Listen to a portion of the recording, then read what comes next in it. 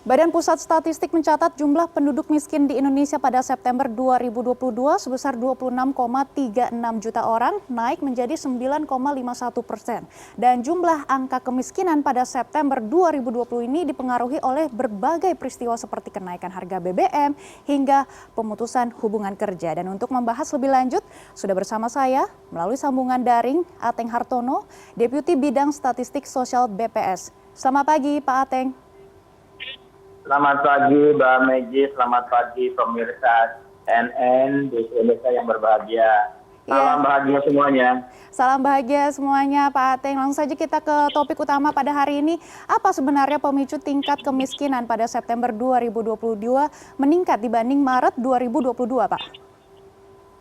Oke, terima kasih Mbak Megi. Kita ketahui bersama pada September 2022, tepatnya pada tanggal 3 September, pemerintah melakukan penyesuaian harga BBM, yaitu Pertalite naik 30%, solar naik 32%, dan Pertamax non-subsidi juga naik 6%.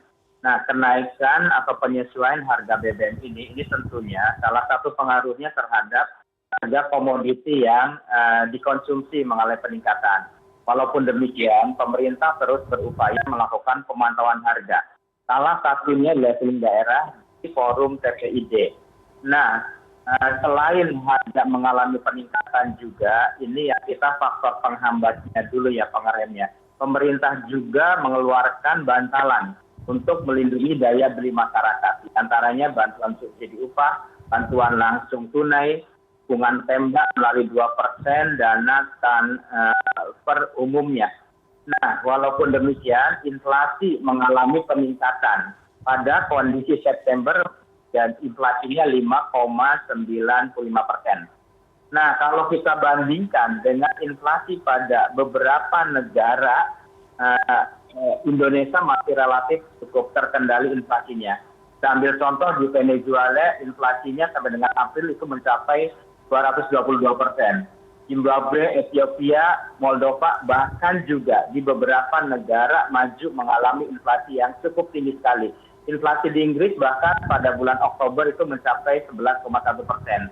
Kemudian di Jerman itu juga mencapai sekitar 10% ya. Bahkan di Amerika juga mencapai 7,1% pada bulan November. Bahkan pada bulan puncaknya di Amerika pernah terjadi 9,1% pada bulan Juni. Demikian juga di Uni Eropa, inflasinya 11,5%. Nah, inflasi ini yang terjadi kenaikan inflasi tentunya dampaknya ini akan meningkatkan garis kemiskinan yang dikonsumsi oleh masyarakat. Kita lihat garis kemiskinannya. Garis kemiskinan perkotaan pedesaan pada kondisi September itu sebesar 535.000, mengalami peningkatan 5,96%. Kalau kita cermati kota antara desanya, garis kemiskinan kota meningkat lebih tinggi dibandingkan dengan desa pada kondisi September 2022 dibandingkan dengan Maret 2022.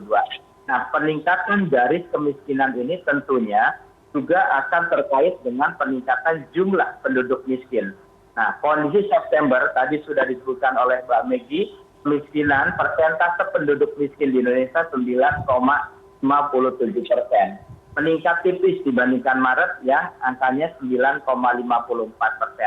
Atau secara absolutnya kemiskinan pada bulan September mencapai 26,36 juta, sedangkan pada bulan Maret mencapai 26,16 juta kondisi kemiskinannya.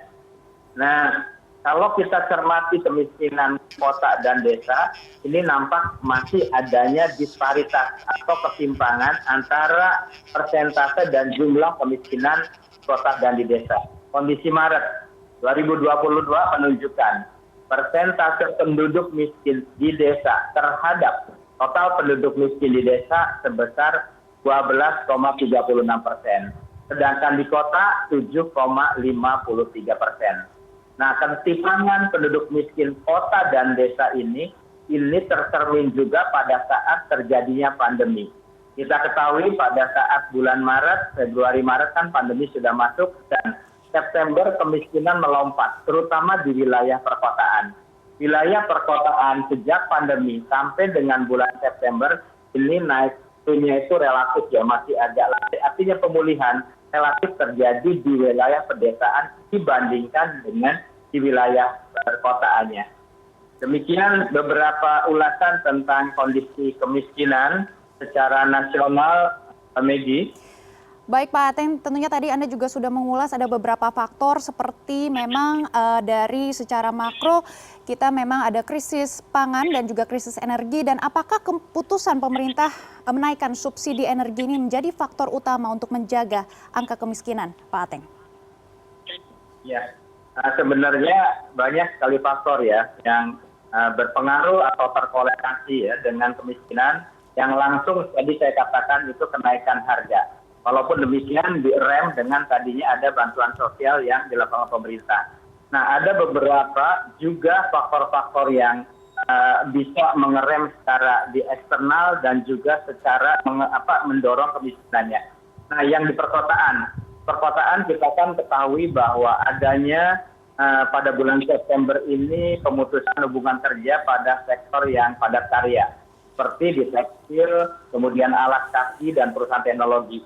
Bahkan juga pada triwulan 3 2022 secara year on year juga konsumsi rumah tangga tumbuhnya itu 0,12%, tidak begitu tinggi.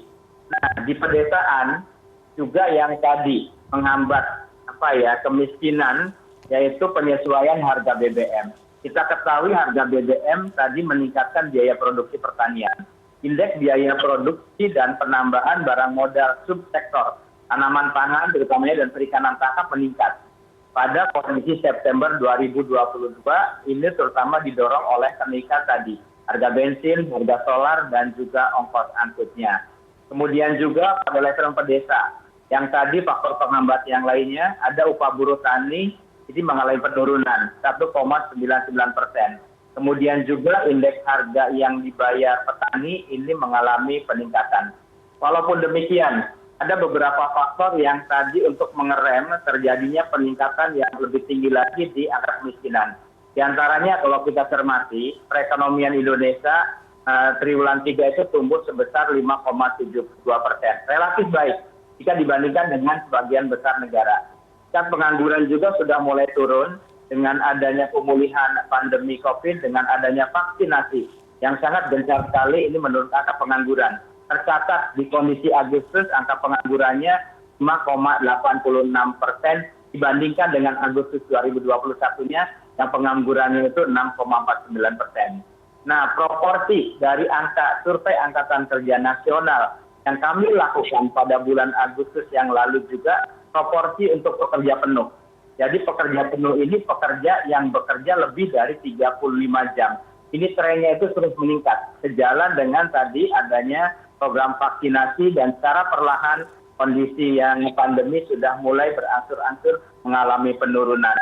Nah, penduduk usia kerja juga terdampak pandemi ini sudah mulai mengalami penurunan itu pada kondisi Agustus. Masih ada penduduk yang terdampak pandemi sebanyak 4,15 juta. Yaitu beberapa faktor yang tadi dia akan menaikkan kemiskinan, tetapi ada faktor juga yang dia untuk mengerem kemiskinan. Sehingga berdasarkan hasil Senas kita, kemiskinan tadi pada kondisi September sebesar 9,57%, naik tipis jika dibandingkan dengan Maret tahun 2022. Demikian beberapa kondisi yang kami potret. Baik, Pak Ateng. Kondisi kemiskinan terkait dengan beberapa faktor tersebut, Mbak Maggie. Ya, baik Pak Ateng, selain ada beberapa program dan juga subsidi yang sudah disalurkan oleh pemerintah, apakah upaya pemerintah mendorong inklusivitas pertumbuhan bisa menjadi penurunan ketimpangan di perkotaan maupun pedesaan? Ya, terima kasih. Selain kemiskinan, juga tadi yang kami potret ini ketimpangan. Nah, ketimpangan kami potret melalui indeks Gini atau Gini rasio. Pada kondisi September 2022, Gini rasio sebesar 0,381 dibandingkan dengan kondisi Maret mengalami penurunan.